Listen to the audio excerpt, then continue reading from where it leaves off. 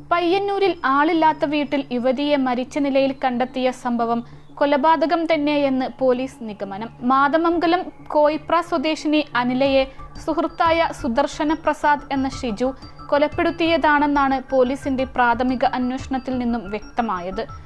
യുവതിയെ കൊലപ്പെടുത്തിയ ശേഷം ഇയാൾ ഇരുളിലെ സ്വന്തം വീട്ടുവളപ്പിൽ ജീവനൊടുക്കിയതായും കരുതുന്നു. അനിലയും ഷിജും അടുപ്പക്കാരായിരുന്നു.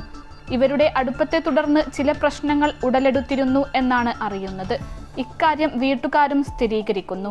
യുവതിയെ ഷിജു വിളിച്ചു വരുത്തി കൊലപ്പെടുത്തിയെന്നാണ് നിഗമനം. യുവതിയുടെ മുഖം വികൃതമാക്കിയ നിലയിലുമായിരുന്നു.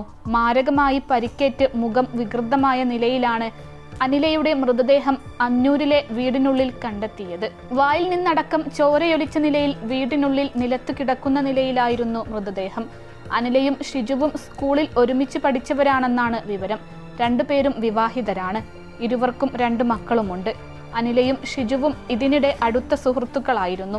ഇതു സംബന്ധിച്ച് പല പ്രശ്നങ്ങളുമുണ്ടായി.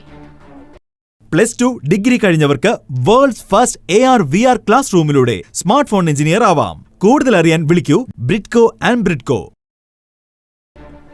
ബന്ധത്തിൽ നിന്ന് പിന്മാറാൻ ബന്ധുക്കളടക്കം നിർബന്ധിച്ചു. തുടർന്ന് അനില ബന്ധത്തിൽ നിന്ന് പിന്മാറാൻ തയ്യാറായെങ്കിലും ഷിജു ബന്ധം തുടരാൻ നിർബന്ധിച്ചതായും വിവരങ്ങളുണ്ട്. മരിച്ച അനില മാതമംഗലത്തെ സ്വകാര്യ സ്ഥാപനത്തിൽ ജോലി ചെയ്തു വരികയായിരുന്നു. വെള്ളിയാഴ്ച അനിലയെ കാണാതായതിനെ തുടർന്ന് ഭർത്താവ് പെരിങ്ങോം പോലീസിൽ പരാതി നൽകിയിരുന്നു. ഇതിനിടെയാണ് ഞായറാഴ്ച രാവിലെ യുവതിയെ അന്നൂരിലെ വീട്ടിൽ കൊല്ലപ്പെട്ട നിലയിൽ കണ്ടെത്തിയത്. അന്നൂരിൽ നിന്ന് 22 കിലോമീറ്ററോളം അകലെയുള്ള ഇരുളിലെ വീട്ടുവളപ്പിലാണ് ഷിജുവിനെ തൂങ്ങി മരിച്ച നിലയിൽ കണ്ടത്. അതേസമയം യുവതിയെ മരിച്ച നിലയിൽ കണ്ടെത്തിയ സംഭവം കൊലപാതകമെന്ന് സഹോദരൻ പറഞ്ഞു. അനിലയുടെ മുഖം വികൃതമായ നിലയിലായിരുന്നു.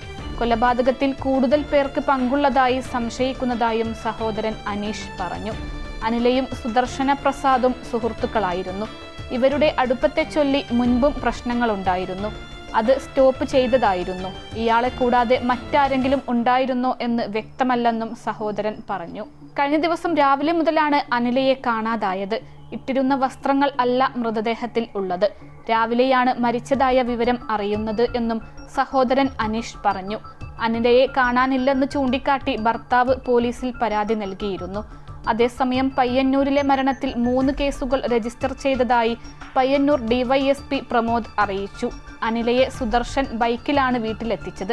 പോസ്റ്റ്മോർട്ടം കഴിഞ്ഞാലേ മരണത്തിൽ കൂടുതൽ വ്യക്തത ലഭിക്കുകയുള്ളൂ. അന്വേഷണം പുരോഗമിക്കുകയാണെന്നും DYSP പറഞ്ഞു.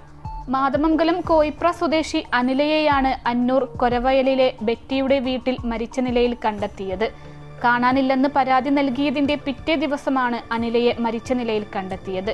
ബെറ്റിയും കുടുംബവും ടൂർ പോയതിനാൽ വീട് നോക്കാൻ ഏൽപ്പിച്ചിരുന്ന മാതമംഗലം സ്വദേശി സുദർശൻ പ്രസാദ് എന്നയാളെ 22 കിലോമീറ്റർ അകലെ പുരയിടത്തിലെ കശുമാവിൽ തൂങ്ങി മരിച്ച നിലയിലും കണ്ടെത്തുകയായിരുന്നു.